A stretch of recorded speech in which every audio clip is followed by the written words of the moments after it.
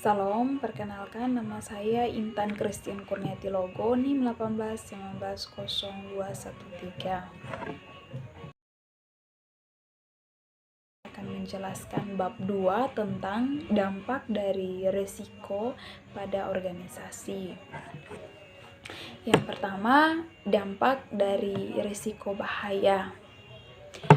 Manajemen risiko memiliki asal-usul paling awal dalam pengelolaan risiko bahaya. Risiko bahaya manajemen terkait erat dengan pengelolaan risiko yang dapat diasuransikan. Dan ingat bahwa bahaya atau murni risiko hanya dapat memiliki hasil negatif. Manajemen risiko bahaya menyangkut masalah seperti kesehatan dan keselamatan di tempat kerja, pencegahan kebakaran, kerusakan properti, dan konsekuensi dari produk. Risiko bahaya dapat menyebabkan gangguan pada operasi normal serta mengakibatkan peningkatan. Yang kedua, risiko dan keuntungan. Bisnis akan meluncurkan produk baru karena meyakini bahwa keuntungan yang lebih besar tersedia dari pemasaran produk baru yang sukses. Dalam meluncurkan produk baru, organisasi akan sumber daya yang berisiko karena telah memutuskan bahwa sejumlah pengambilan risiko sesuai. Dan ketika organisasi menempatkan nilai pada risiko dengan cara ini, itu harus melakukannya dengan pengetahuan penuh tentang risiko.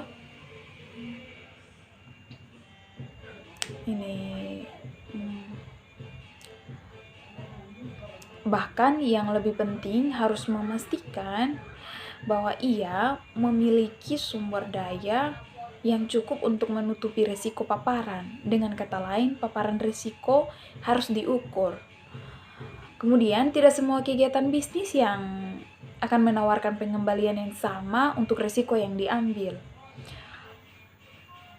Ada seperti operasi startup, adalah aktivitas akan dimulai sudut pandang kanan bawah sebagai operasi startup yang beresiko tinggi dan pengembalian rendah.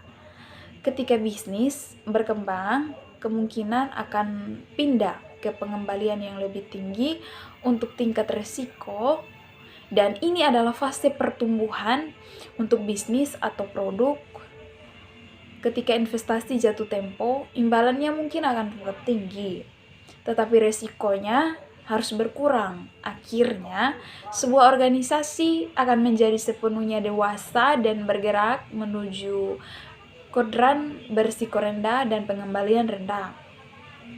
Dan harapan normal dalam sangat matang pasar adalah bahwa organisasi atau produk akan menurun.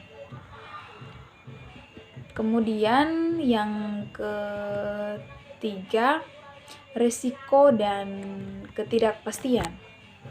Risiko kadang-kadang didefinisikan sebagai ketidakpastian hasil. Hal ini berlaku untuk pengelolaan risiko kontrol, dan risiko kontrol adalah yang paling sulit didefinisikan, tetapi sering dikaitkan dengan proyek. Niat keseluruhan proyek adalah untuk memberikan hasil yang diinginkan tepat waktu dalam anggaran dan sesuai spesifikasi.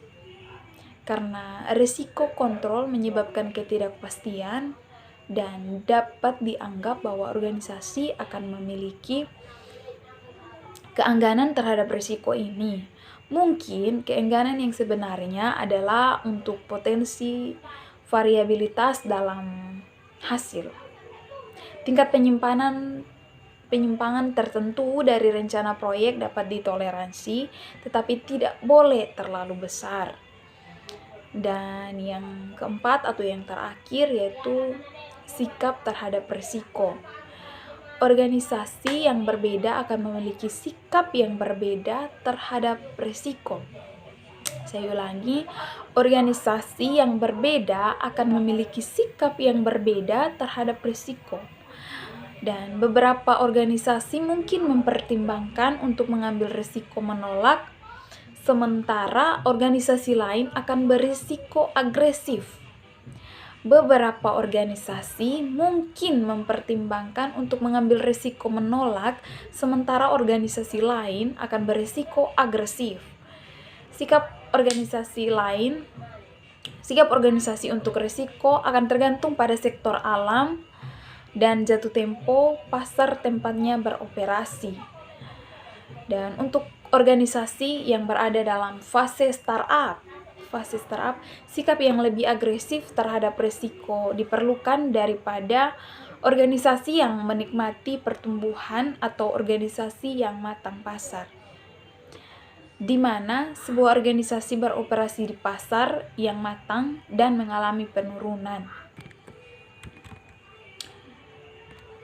Sikap terhadap risiko akan jauh lebih beresiko menolak. Sering dikatakan bahwa pembisnis profil tinggi tertentu sangat baik dalam startup kewirausahaan, tetapi tidak sukses dalam menjalankan bisnis yang matang.